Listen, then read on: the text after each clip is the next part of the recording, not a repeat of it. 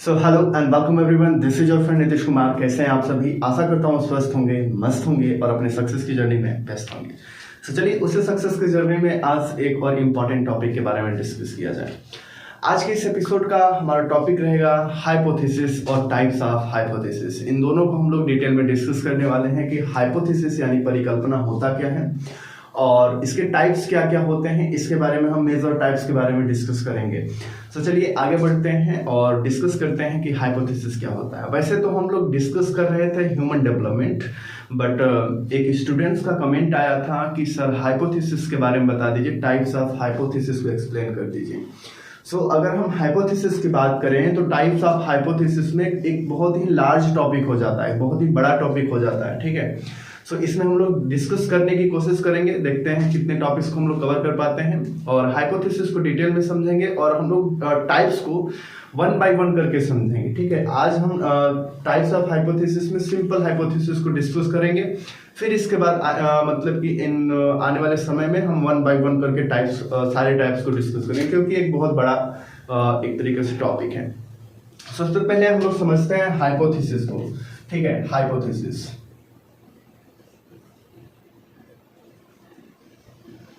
Hypothesis जिसको हम English में कहते हैं परिकल्पना,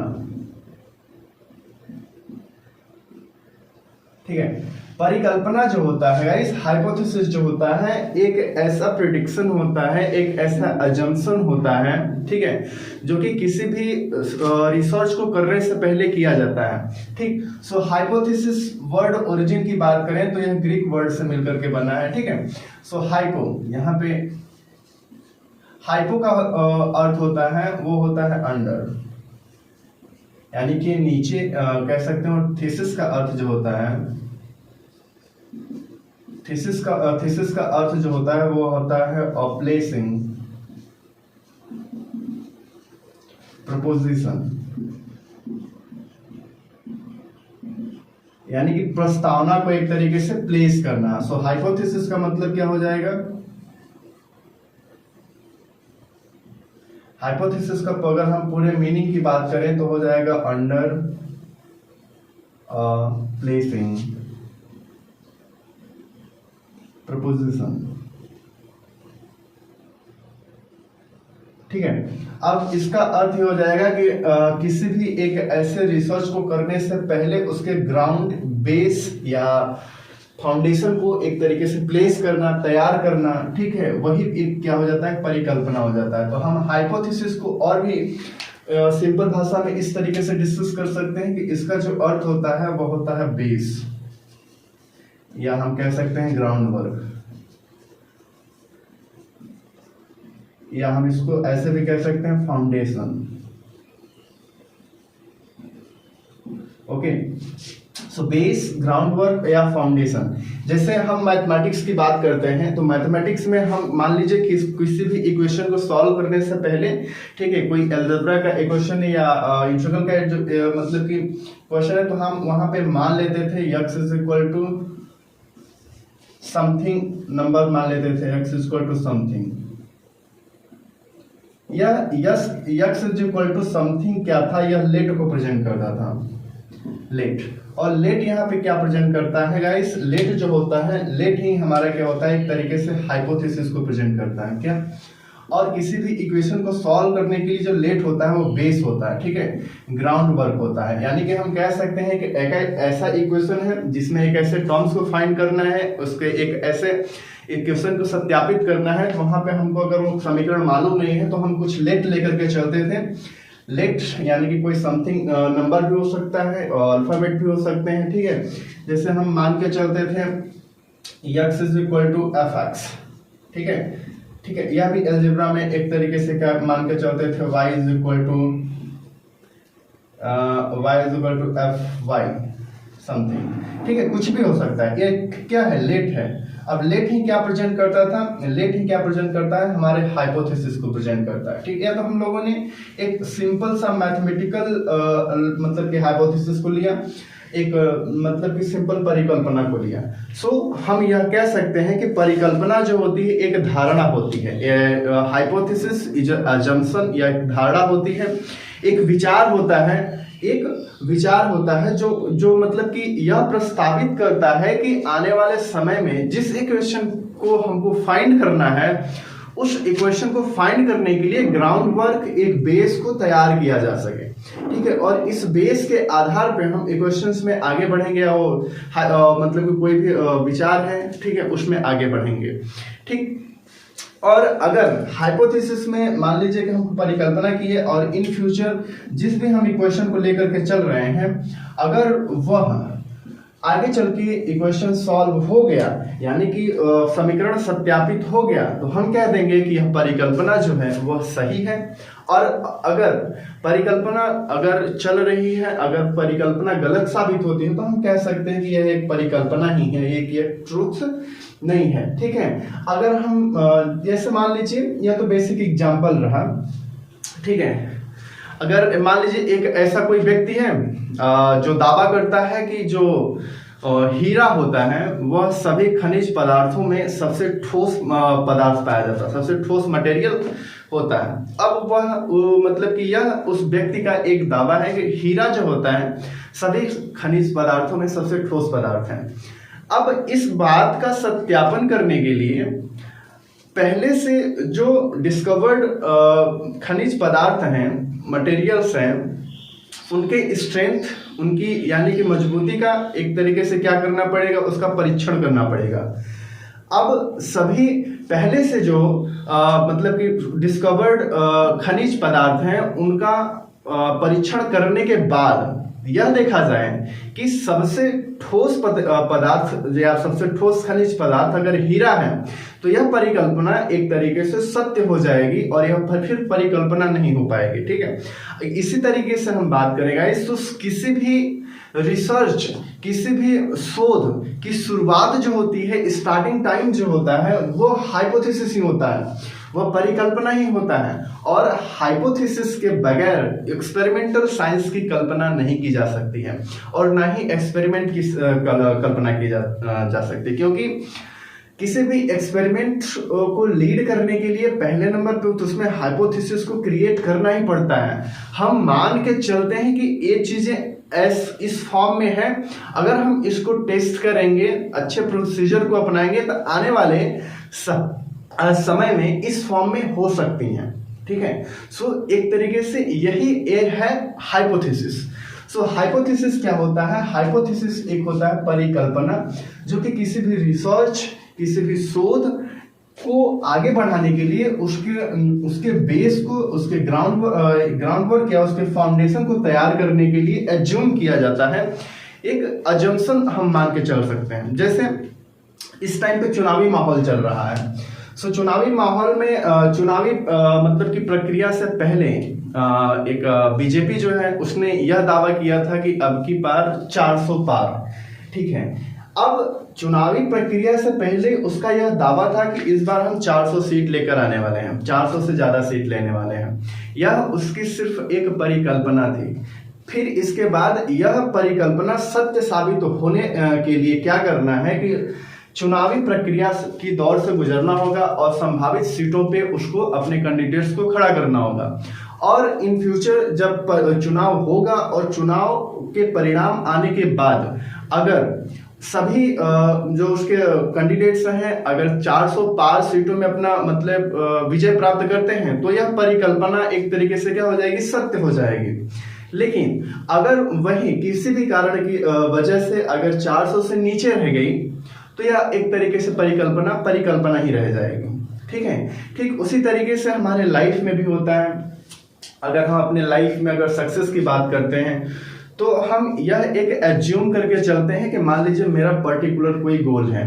ठीक, जैसे हम एक व्यक्ति की बात करते हैं, वो अपने ग्रेजुएशन को कंप्लीट करने के बाद इसने यह डिसाइड किया कि वह बिजनेस करेगा। ठीक, यह उसका परिकल्पना है। ये अभी वो ग्रेजुएशन में ही है, ग्रेजुएशन जब वो कंप्लीट किया, अब आगे चल करके उसके सामने एक ऐसा सिचुएशन आ जाता है, कोई ऐसी परिस्थिति आ जाती है जिसकी वजह से वह बिजनेस नहीं कर पाता है। ठीक है, तो यह परिकल्पना भी एक तरीके से क्या हो गई, फेल हो गई। ठीक, सो इस तरीके से परिकल्पना को मतलब लीड किया जाता है। इस तरीके से परिकल्पनाएं होती हैं जो कि किसी भी थिंग्स को, किसी भी विचारधारा को, किसी भी चीज को प्रेजेंट करने के लिए या उसमें एक तरीके से सत्यापित करने के लिए एक ग्राउंड बेस को तैयार किया जाता है, कल्पना दी जाती है, ठीक है, या एक प्रिडिक्शन किया दी जाती है। तो हम कह सकते हैं कि हाइपोथेसिस जो होता है वह एक तरीके से क्या होता है, वो परिकल्पना ही होता है।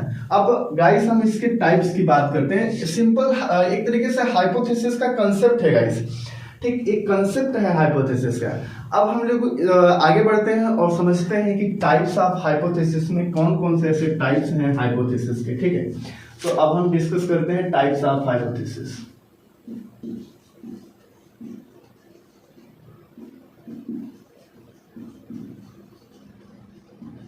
ठीक, टाइप्स ऑफ हाइपोथेसिस में जो पहला हाइपोथेसिस निकल के आता है वो होता है सिंपल हाइपोथेसिस।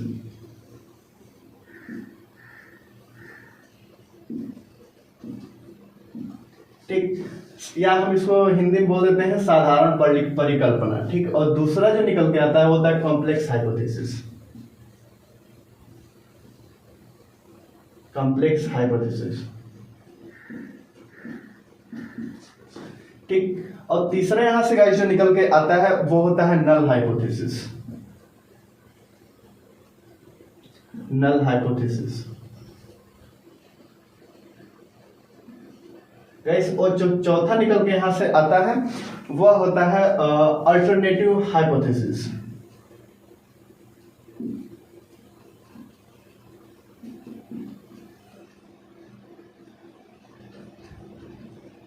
नेक्स्ट जो निकल के आता है वो होता है डायरेक्शनल हाइपोथेसिस, डायरेक्शनल हाइपोथेसिस। और नेक्स्ट जो निकल के आता होता है non directional hypothesis.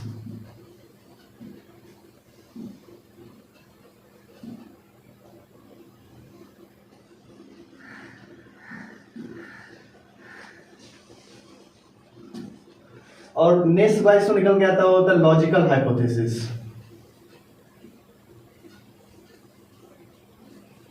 Logical hypothesis. अब गाइस जो नेक्स्ट निकल के आता है वो होता है स्टैटिस्टिकल हाइपोथेसिस, स्टैटिस्टिकल।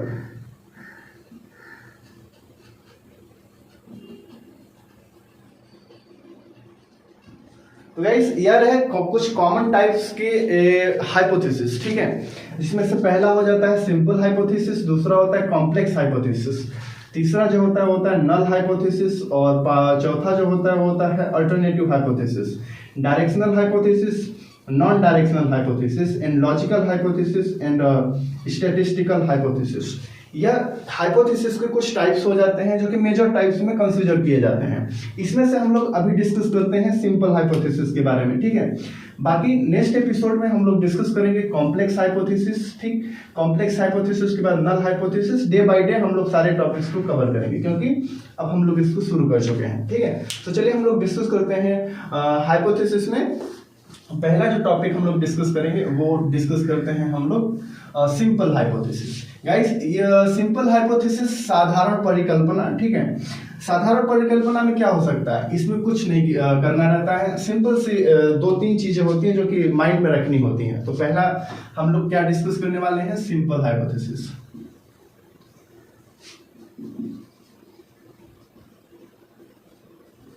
ओके, या हम इसको कह देते हैं साधारण परिकल्पना। इसमें देखिए दो वेरिएबल्स होते हैं, क्या होते हैं, दो वेरिएबल्स।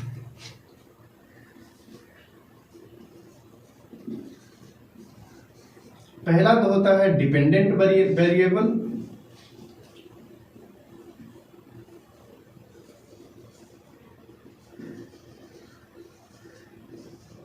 और दूसरा होता है इंडिपेंडेंट वेरिएबल।